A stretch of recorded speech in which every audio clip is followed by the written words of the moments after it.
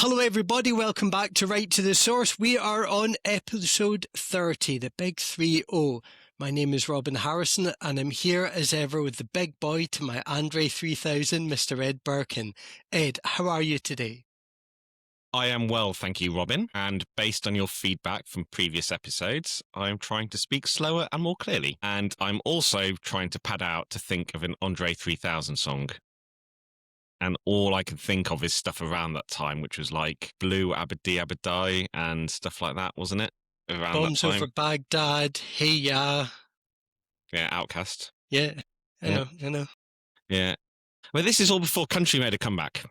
I mean, it was never really gone, but just got back into the mainstream, which I think we can all be thankful for. Although it's gone too mainstream now, people are jumping on the bandwagon.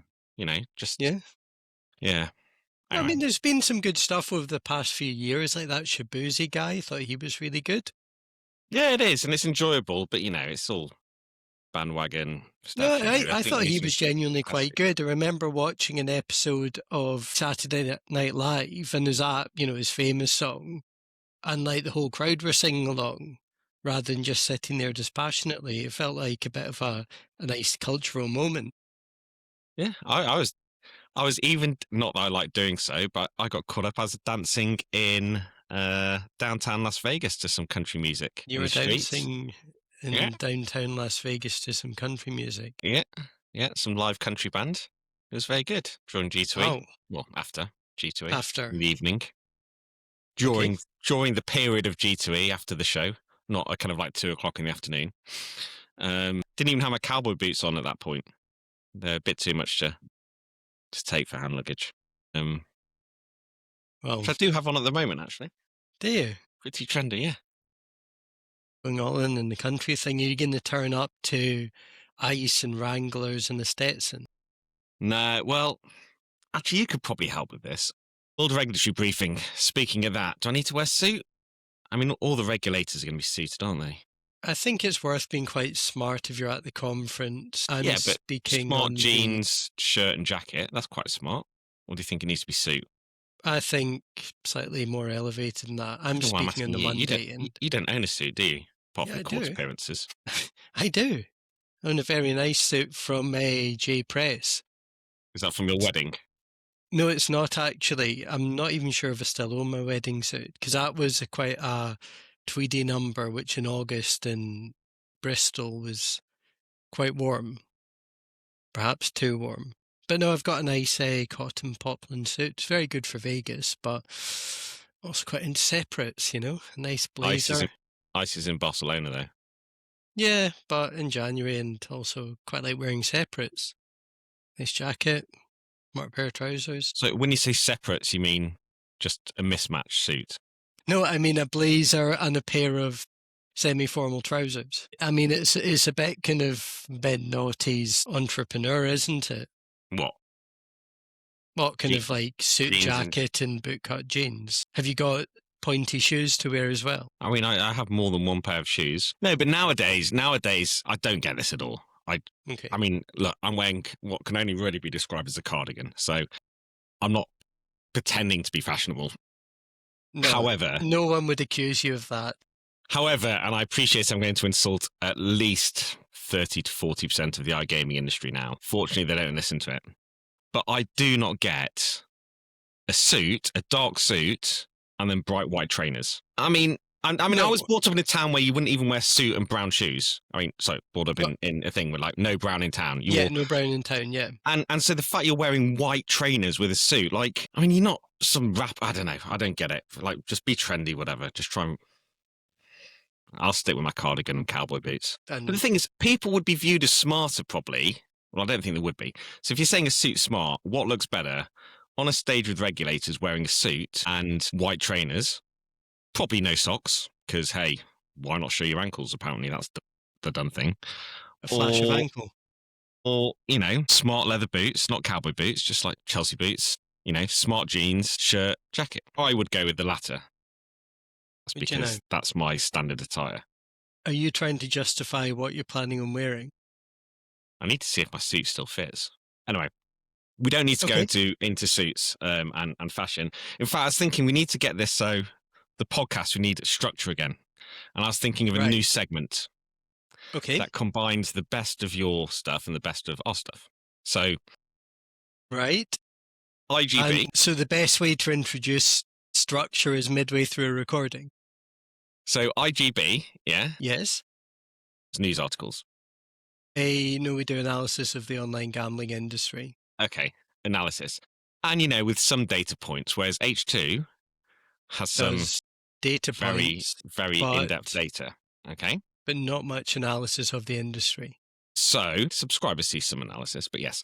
So how about we take the IGB news articles and incorporate the deeper H2 data, and we could call it something like IGBH or high No, GB. yeah, high GB. I don't like the implied violence of IGBH. But what about such hard-hitting analysis it feels violent? IGBH. I don't know if grievous bodily harm is the right association for us. Actually, I mean, like when I say it like that, I can think, well, maybe. Anyway, I okay. let's take this offline. Yeah, let's take this offline because we are actually recording. Okay, so I have a lot to do because we've got ICE next week. Do you now? Yes, I have currently done 340 slides and I have more to do. That seems like a lot. Yeah, it's just far too much data to be giving out to people just for attending ICE. But, It's- Clarion is it's- a valued partner. So if we can help in a small way to inform the 60,000 or so people who will be attending, and it's good exposure for us. And you've also got your studio slot. Yes. Yeah. So we're bringing back the IGB at ICE Studio for 2026. We've got an incredible lineup of industry C-suite, a combination of leaders, rising stars, and legends. And in that mix, somewhere in the depths, is a Mr. Ed Birkin. Am I one of the legends? Well, I'm not a rising star. I think you just called me a legend. Thank you, Robin. I will be there, and as per the email from one of your team, I will not be wearing herringbone or pinstripe. For the studio, you can probably get away with jeans and a smart jacket. Well, I'm not going to do a wardrobe change between things. Anyway, it's fine. But you're not going to be wearing the same clothes every day. You can alternate.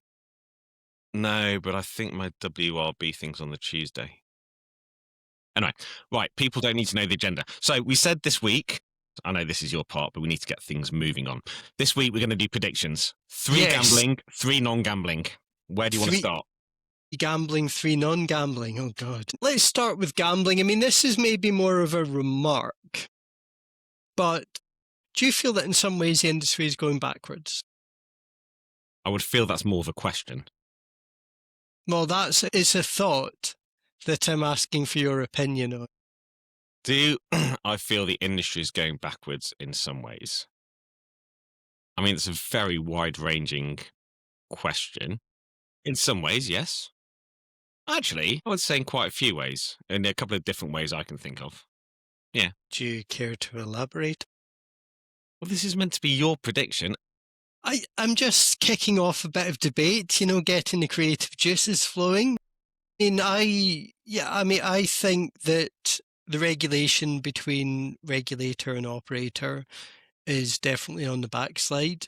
I think there's, in a way that in hindsight, if you look over when maybe that relationship was seen as perhaps better, it was more of a cautious détente than a real working relationship. And I think that ultimately has prompted more leakage to, whether you feel it exists or not, that nether zone between fully regulated or the grey zone where essentially some people see it as black, some people see it as not white permissible. And I think that's prompted a lot more leakage. I think some of the approaches to new products and verticals recently has been quite cavalier. I think it's fair to say. So yeah, I mean, I think there is definitely evidence of it going backwards, and I think ultimately, one of the things that I'm seeing in the industry at this current point in time is companies. I'm trying to think how to articulate this. It's very difficult to think of what a kind of stable and established version of the online industry looks like. Because it is typified by constant growth and constant expansion. And there's a point where there's going to be no more, like in terms of, new space to expand into, that's going to not be there anymore. And I find it very hard to think of how the industry is going to become settled. Like, for example, you could argue that in the past few years, you've seen that new growth slowing down. And if we take the US, I know we've been talking about it a lot in the podcast recently, but if you take the US and something like predictions, that certainly feels like, rather than how do we actually become established, kind of almost like institutional businesses, it's been a case of let's find a new way to make more money from the areas we're not allowed to go yet. So do you have a prediction at the end of that? I'm thinking more around like signals that we're seeing from the industry. And ultimately, the prediction, there's quite a lot of predictions that can come out of this. First of all, there is prediction markets. You feel that case is, that's definitely destined for, the Supreme Court. I think that's, with the Clarity Act hearing this Thursday, obviously the AGA is very much, supporting efforts to try and really use that as a point that creates the point of view on, whether sports can be treated as like futures contracts. But I feel that is most likely going to be a bit woolly, or just sort of trying to maintain the status quo, which I don't think really helps anyone. Okay, well, while we're on predictions markets, I'm actually going to make a prediction, which is what this segment was meant to be. Prediction markets will start to see the downfall of prediction markets will start in 2026. That's my prediction on the table. It may take a long time to go through the courts, but there's going to be a big backlash. Quite frankly, it is obviously gambling. Companies, especially companies that do licensed gambling, I think they made a huge mistake by going into prediction markets. They are effectively telling state regulators that they cannot choose whether they have gambling in their state or not. And I think state regulators that allow them to have gambling will start to man up, take a leaf out of Nevada's book, and really push back against them. And I also think there's going to be a wider slight backlash, because these same companies, many of which are listed, make themselves out to now be these big, virtuous companies, and we've cleaned up the iGaming industry, and we're not in black markets and all of that, are doing something that Supreme Court will decide, but to most people on the outside is not really legal. Is a loophole, so not legal, is a loophole to try and be greedy to get more money where they're clearly not wanted to be allowed to operate by the states. And the whole PASPA was overturned by the argument of states' rights. The federal government cannot decide gambling for states. So the fact you're saying, we're doing it through some contracts and some futures, whatever you want to call it, the fact is they managed to operate. FanDuel and DraftKings only really still exist, or exist as big companies, because of PASPA, because they argued the states could decide on having gambling in their states. California, Texas have decided they don't want online sports betting or sports betting. They are therefore people going into these markets. I don't know if they're specifically in the markets. Predictions guys are going in these markets and saying we don't care about that because we have this overarching thing from the futures, blah, blah, blah. And that you can't just have it both sides. It is, as far as I'm concerned, graceful. It goes against everything the gambling industry is trying to claim it moves on and be better. And it just puts us back years. And at some point, I just don't think it will stand. And I'm saying 2026 is the year where it's going to come back and bite them. So that's my prediction. Prediction markets are going down. Plus, that's not to mention the lawyer alert. No, I can't say clear. The potentially perceived manipulation that happens in all these markets. And you just look at the stories of, when Venezuelan dude got seized and stuff like that, and all these bets that have been put on just before things happen. Yeah, White House news conferences finishing suddenly just before time. It's clear manipulation of stuff and is unacceptable. And the mention markets as well. It's Wayne Shaw. It's Wayne Shaw because people don't know the rules or don't think the rules apply, and they think they're having a bit of fun. Yeah. Like that Coinbase CEO. I mean, it's absolutely disgraceful. It upsets me that nothing has happened and it's just brushed off as like some light-hearted fun. So prediction markets are wrong on so many levels, and I think at some point common sense will prevail. So my first prediction is prediction markets will fail on the gambling side. My second prediction on the gambling side is that 2026 will be the start of wider spread B2B licensing as a way to Yeah, I mean, combat well, the yeah, illegal market. I mean, that was one of mine. I mean, basically, it feels like I don't feel the industry is entering any sort of new growth cycle. You know, it's like you look at potential launches, aside from Finland, maybe French iCasino, maybe one of the big states. Do you really see any new major markets coming online or kind of expanding in the next couple of years? No, I mean you've got iCasino in Netherlands, New Zealand. Sorry, you've got Yeah, Finland. well, Yeah, we've talked you've got about it French before. I iCasino. mean, New Yeah, Zealand's a relatively small market, and that structure is, as you said, going by the H2 data, it's not going to stop leakage offshore. no. Chile will Oh yeah, Chile's a good Chile a will good do a example. bit, but no, and we'll see operators caught out. Rising tide raises all ships. Well, this is it. So It's almost like it's a sort of, I don't know what you call it, a sort of quality filter for the industry. Because for the most part, these markets, the main markets have been live and operational for a good few years now. So it's what I feel you're seeing is people are looking very much internally. And I think you're totally right that B2B licensing is something that we will see in this year, because when they talk about black market leakage, yes, they have stricter regulation, and that potentially makes the product less engaging or attractive to the customer, so players might jump offshore. But one thing that operators have consistently said is this needs to be backed up by new safeguards to stop black market growth. And I think one of the natural places to look is apply the same standards that you expect of operators to the supply side. yeah, I mean content is a big thing. So our player surveys, people like content, and if you stopped all the leading or gave them the choice to leading gambling suppliers, if you gave the leading gambling suppliers a choice, you either onshore or offshore, and they went onshore, especially if you did some cross country things where it's like if you're operating against those rules there, then you don't get a license in our country either.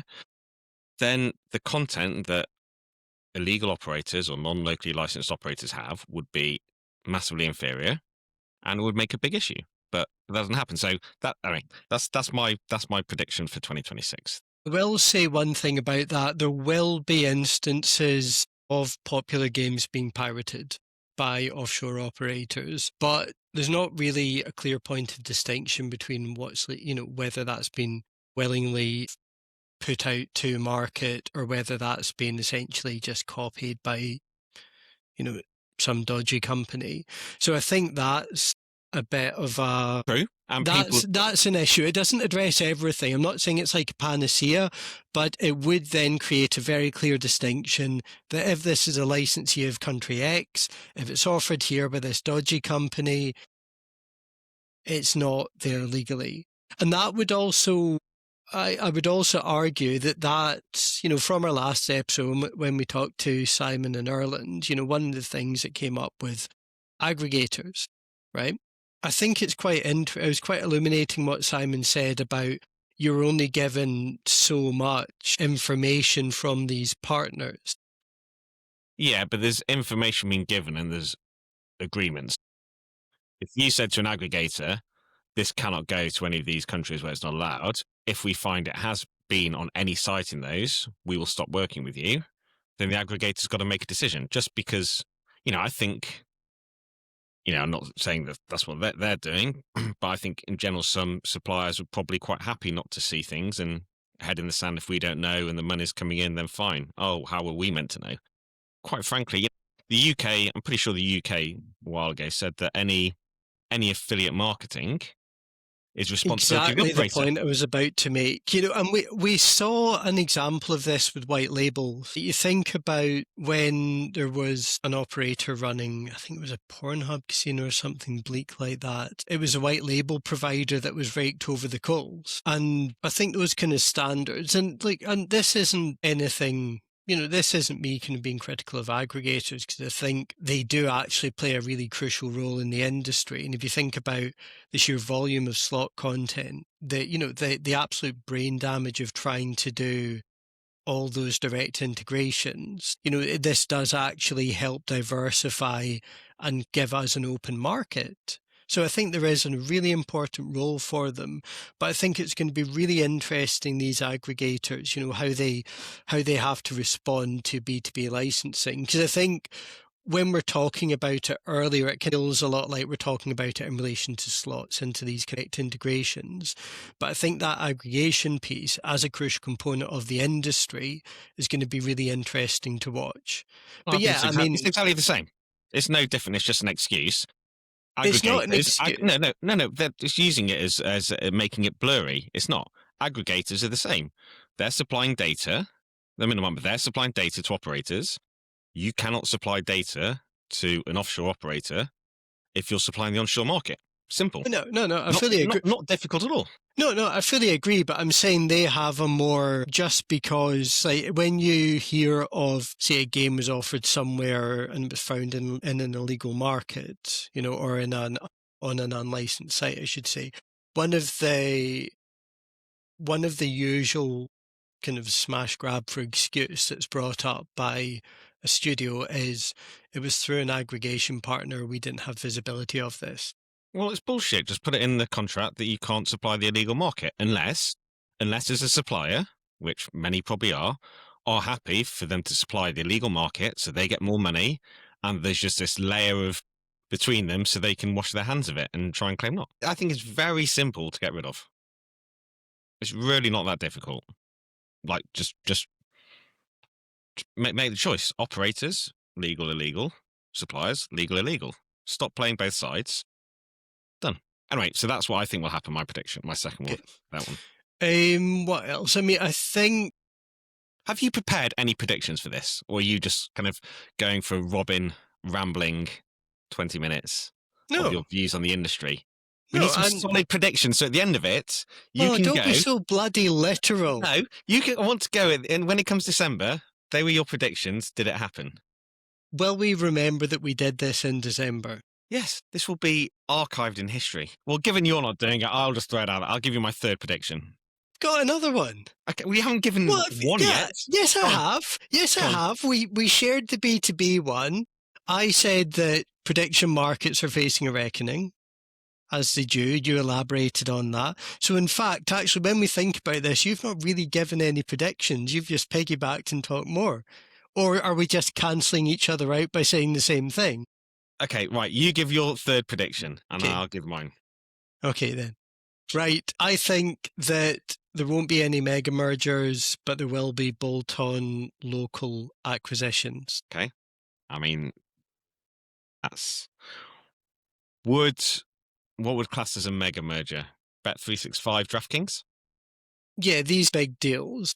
I feel that these big deals don't make as much sense. What about MGM buying out the rest of it, 50% of BetMGM? Honestly, I see that as a local deal.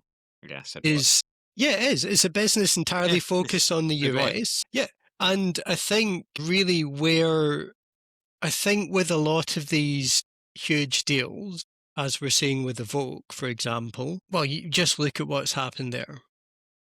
After buying William Hill for arguably too chunky a price, trying to make it work with a big debt pile has ultimately resulted in that business being put into a strategic review, which is widely expected to result in it being stripped down and sold for parts. Well, I mean, let's be honest, it was two relatively struggling businesses who tried to do something to turn it around. But yeah, they took on too much debt. And the timing wasn't great. Even if you look at a DraftKings Bet365, I mean, like, what way around are you thinking DraftKings buying Bet365? I'm not thinking either. I don't think that. I don't think that would happen. Because if I were Bet365, there is no way I'd take paper in combined entity, and I don't think they can get enough cash. Yeah, I mean, so yeah, see, yeah, that is I think they're more likely to be bought out by private equity. But anyway, my prediction then. Okay, I think it's fair. okay. I think it's a pretty vanilla one that you'll do well on. No, I think it's worth talking about because essentially, really, operators need to show a lot of operational discipline this year. Like you look at the core European region, said it ad nauseum, it's a lot more difficult to operate there. And that's not going to be a case of smashing the bottle and you let the genie back out.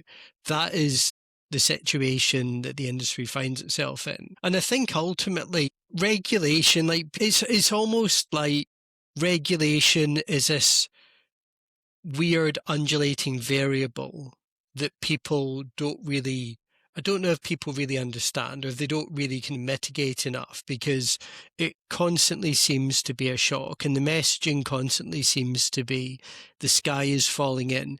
And as you said, in the wake of the budget last year, probably won't. The market will keep going. You know, like gambling, especially online, has proved to be a resilient industry. But it feels like companies aren't setting themselves up in a way that lets them absorb future shocks. I mean, there have been some good examples. Like you look at something like Tombola and Flutter buying that. That felt like quite a careful strategic deal. Obviously, it had the very low slot stakes, but that basically gives them a model to work with elsewhere. I think The other thing about the UK, and I think this can be apportioned to a number of other markets such as Brazil, is this outcry that a number of operators are going to leave the market. Quite frankly, so what? There are far too many operators in the UK. I do not believe an £8 billion online market, betting and gaming, can sustain 500, 650 operators when you have a handful that are so big at the top and the rest are just fighting for the bottom bit. They all have their white labels. They all have pretty much the same content. They are just fighting over marketing spend. It is not a sustainable business. And, excuse me, I think we're finding the same in Brazil. You know, 85 operators will not still be there in 3 years' time. It's not sustainable. So what if some leave and go? So this is another one of my predictions tied into that operational discipline one. In a fairly sizable market, a large, very prominent brand will decide that the framework isn't supportable and will leave that market. Do you want to be more specific? I mean, we could be talking, well, I mean, there's a lot of options, you know, we could be talking the Netherlands, we could be talking the UK, we could be talking umpteen US states, we could be talking Brazil. I want predictions where you're putting something on the line rather than just, you know, a big operator could leave a market. I'm not saying which one, but it's like, right, Netherlands, you're going to see a huge operator leave rather than... All right, yeah, let's say the Netherlands. One of the top 3 operators will leave that market. One of the top 3? Wow, okay. Yeah, fuck it, I'll go bold with that. Yeah, fine, I like it. So, Unibet, Toto, BetCity. You've also got up there Jax and Holland Casino. Okay. Yeah, I could see one of them. Jax is probably struggling on the land-based side, so I think they need the online. So it depends if the whole business goes. I'm not saying they're in financial trouble because they've got the online, but I'm just saying that every land-based operator is struggling in the Netherlands and will get worse with the tax increase, the new tax increase. I can't really see FDJ pulling Unibet out of the Netherlands. It's their biggest market. Yeah, they'll stay. So Bet365 as well up there, but they're doing pretty well there. BetCity. Is the legal case still going on with them and Entain? I'm not sure. Okay, fine. You've done. It's taken 33 minutes. You've done a prediction, right? My last prediction. All right, your last one. So you've given. So well, your last, also your first. You were talking, and I was the one who said the death of or at least not the death, the start of the downfall of prediction markets. I just do not Talking about see prediction markets how it can leading into continue. it, and then That is my big one. right, They so you are piggybacked on that. no.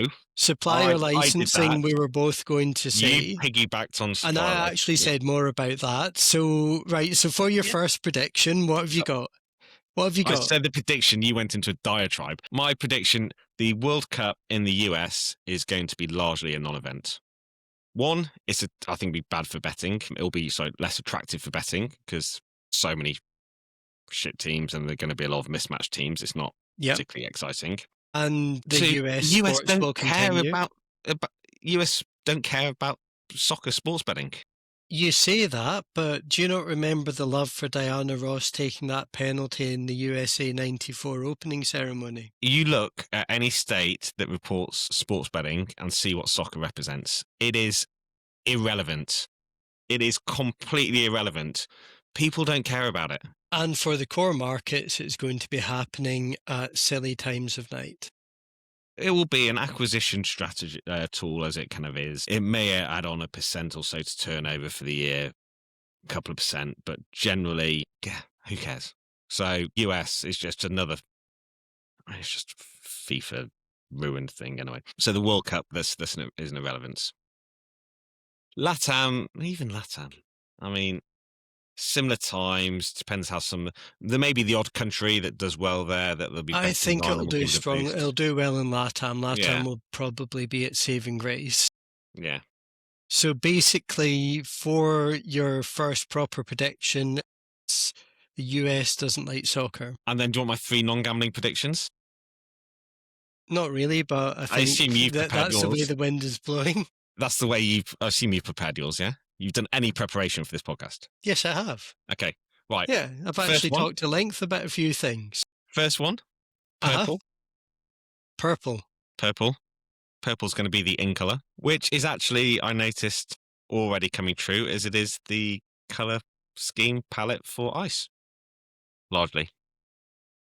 Or has shoehorning it in a bit, but I thought that was, yeah. Well, I didn't know because I've been preparing all these ICE slides, so yeah. So purple. How many years have you been going to ICE? Oh, has it always been purple?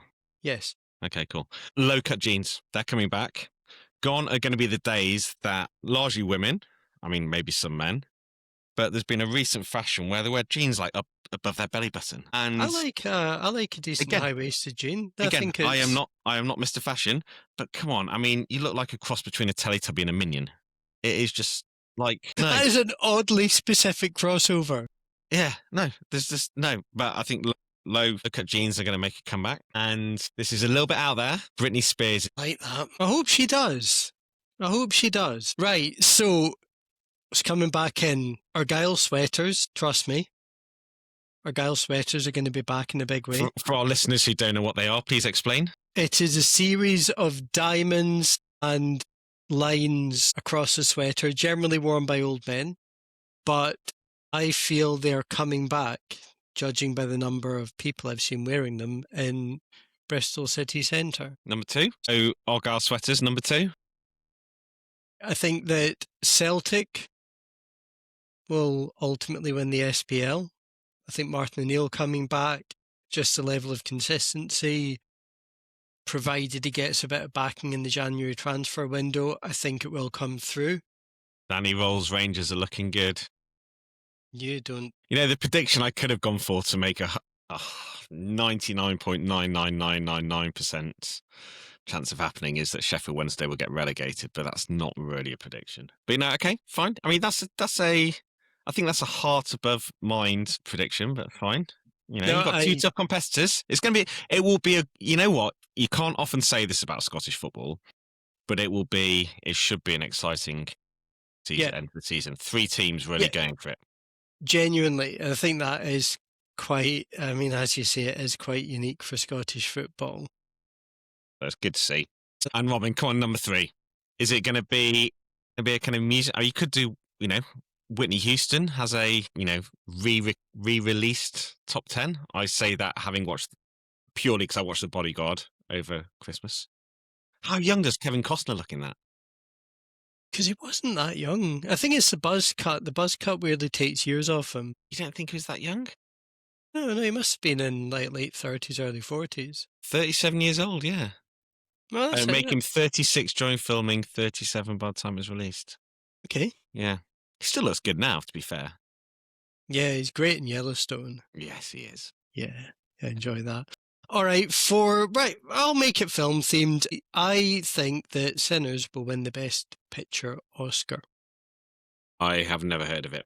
What's it about? So, Sinners is a film by Ryan Coogler. It's a kind of southern vampire, I suppose almost action film, but it's just really good. And there's a lot Like From of, Dusk Till Dawn? yeah, but with Michael B. Jordan playing twins. And it has one outstanding sequence where it's kind of, essentially, it's all very visual, but it's charting the path of music from like blues to rap. And it's all done in a one scene, and it's almost like revolving set. It's really, really cool. But basically, there's a lot of very prestige heavy Oscar films. And I think that people will be a bit like, come on, we've had enough of that. And Sinners is a genuinely unique, different film. And I thought that was brilliant. I've never seen it or heard of it, but by your description, I think there's more chance of Britney Spears getting a top 10 hit. But it's good. I think we'll throw it out there. Okay, cool. So prediction markets are going to be done quite rightly, and B2B licensing. B2B licensing. You're saying there's going to be no mega mergers. I mean, No, okay. yeah, no mega mergers, more local bolt-ons, similar to like a Banijay Typical. I mean, that's a kind of local on local. That's local on local. So surely by that one, then Ladbrokes Coral was a local on local, but everyone viewed that as like a big company merger. Paddy Power That's when Betfair was local, quite frankly.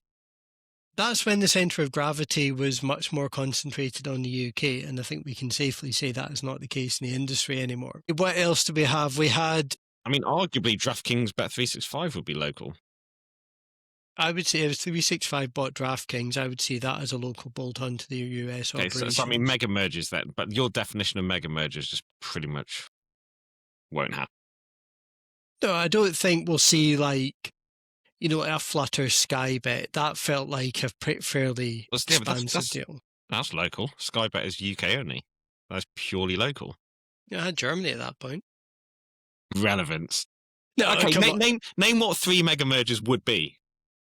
3 mega mergers. So I would say MGM acquiring a 365. That would be pretty mega. So what I class as a mega merger is a company buying another business that either takes out a competitor, expands them into a new vertical or channel, or expands their addressable market footprint by in the billions. So I think it's going to be more bolt-on deals. I think there's a lot of change in the industry, and I think money's going to be slightly tighter and less readily available, and people won't be backing these absolute Uber deals. So it's going to be more on a country level. I'm not sure if it's going to be 2026 or 2027, but I think you're going to see the exit of a number of operators and brands from Brazil as they realise that it's just too expensive because a large part of the market is taken up by a very small number of players. Yeah, I think that's fair. Bit like the US. Yep, and that also leads me on to another one. The predictions, I think a fairly major market will see one of its largest operators leave because of the regulatory conditions. Mm-hmm. And what was your other one? World Cup being irrelevant. Yeah, Americans aren't that into soccer. No, just generally, it's not going to be important for the Europe. It's just not. Yeah, LATAM, it'll be quite nice for them, but the quality of matches just aren't there. There's expanding it does not really necessarily make it a more attractive betting product. Okay, well, I'll give you another one. I think that in the World Cup, Scotland will lose narrowly to Brazil, 2-1. Then they will draw the second game, giving us all hope. And then they will get absolutely battered in the third game and creating an almost perfect parallel with France 98. I will give you a prediction. I will not be watching any England games. I don't like the England national team. I think they're all prima donnas, and their behaviour at the last the Euro Championships meant that I have no interest in any of them. Okay. So all the players whining because people were saying they were playing badly and, oh, there's so much pressure and, oh, we don't know how to press. We haven't been coached it. You've been professional footballers for like 20 odd years. Just grow up. Like, yeah, I've got no interest in that. So I will not be supporting the England team or care or even know who they're playing. Give a shit. So after Ed has insulted the England national team, that feels like a good point to end. We will both be on the show floor at ICE. Ed will be speaking at the World Gaming Forum. When and where will you be speaking? Thanks for the heads up on that. I will be speaking on the World Regulatory Forum, 4:30 p.m. I think it's called World Regulatory Briefing, a roundtable on surviving advertising restrictions. I will be at Casa Brazil at 11:45 a.m. and I will be in your studio at 12:15 p.m. on Tuesday. Yeah, Done. Well done. You got and there. at 2:45 p.m. I'll be at IGB Affiliate. So You go. there you go. So it looks like it's a suit on Monday and jeans on Tuesday. Yeah. Okay. So I will be doing a fireside chat with Jennifer Carleton from the General Commercial Gaming Regulatory Authority on Monday 19th at 2 p.m. in the World Gaming Forum, more specifically the World Regulatory Briefing. There are layers to this thing, Ed. I will also be manning the IGB ICE studio. As I mentioned earlier, we have a selection of industry leaders, rising stars and legends. We also have Ed involved, and that will be broadcasting from 10 a.m. each day from the show. And you'll be able to watch that on the screens around the venue. You'll also be able to find it on YouTube. That YouTube player will, of course, be embedded in iGamingBusiness.com. And we will also be putting sessions out through LinkedIn Live. So really good way to keep track of the show, get an idea of the scale of ICE, and also the quality of people that we have there. So Yeah. What they want to really know, and I want to know as well, is PM. Have you kept us free on Tuesday the 20th for our podcast, live podcast, where you can't do the editing, you can't make yourself, seem more clever than you are by editing out your ridiculous comments. I've never edited out anything that I've said. I'm an open book. We don't, because I have a lot of CEOs. Who cares? Come on, this is gold. Okay. Well, at some point, okay, listeners, call in, petition for the live podcast unedited at ICE. It's like the Snyder Cut. And the what? There was some film, I think it was one of these, is it the DC ones where they have Superman and Spider-Man and Wonder Woman? I don't know, but there was one version that was released and it was not well received, but during the filming process the director had been replaced. So there was a long fan petition to have, I think it was Zack Snyder was the original director, released the Snyder Cut. And I think it was released and it was very long and I didn't watch it. I don't think I watched the first cut that came out, but I just remembered it was a thing a few years ago. So I'm comparing it to that, so I'm comparing this podcast to a bad superhero crossover film. I mean, I'd compare that explanation to a bad something, but yes, look, all I can say is that the people are calling for a live version of IBGH in the studio. Our new segment. IBGH. IGBH. That's it. Can you hear the people asking for GBH? They're looking for live IGBH in the podcast, live and uncensored. Let's give it to them. What? I mean, who are these CEOs? Protecting you. I'm protecting you from yourself here. That's very sweet. But who are these CEOs that are more important than this? Than this? Yeah. Than data and intelligence on the global gaming industry, because your camera's cut off the top of it. Gambling. You always struggle to read the word gambling. No, come on. Oh, fine. If you want to suck up to some CEOs to have a bit more IGB content, then so be it. But you know what? If you're not willing to give the people what they want, at some point it's going to come back and bite you. This industry is a broad parish, and we want a lot of different voices in here. You have this outlet for your voice, I can do other different people need an voices. outlet. I'm not great at them, but I can do different voices. I really hope Um, you don't. Please don't. Used to play a game, Sean or Dutch, and you say something, and the other person had to guess whether you're doing an impression of Sean Connery or a Dutch person. Okay. Do you want to do it? No, absolutely not. Hang on. Right, I need to think of something. Just getting the mute button ready. Is that a pencil? It was obviously Sean. You see, I wasn't. Yeah, but it's tough. It's tough to know, really, isn't it? No, that was very obviously Sean Connery. Okay. But I mean, doing it in Dutch would be exactly the same. Is that a pencil? That was Dutch. See? Don't do accents. Well, I told you I wasn't good, but you're the one who wanted different voices. You asked for it. Different voices from different people. Oh. Yes. Okay. Yes. Needs to be more specific. All right, fine. Let's wrap it up then. You've insulted me enough. So on that bombshell, just ahead of Ed's cancellation, thank you very much for listening to what might be the last episode of Right to the Source. We made it to 30, so we passed the 27 club. That's something. As we've already said, we will be roaming the show at ICE, so we hope to see you there. What's the 27 club? God. All right. So the 27 Club there was a number of famous people that died age 27, including Janis Joplin, Jimi Hendrix, Kurt Cobain, Amy Winehouse, I think. Every day's a school day. Certainly is. Thank you very much for listening, and we'll see you in the next one. Jimi Hendrix died that young? Yeah.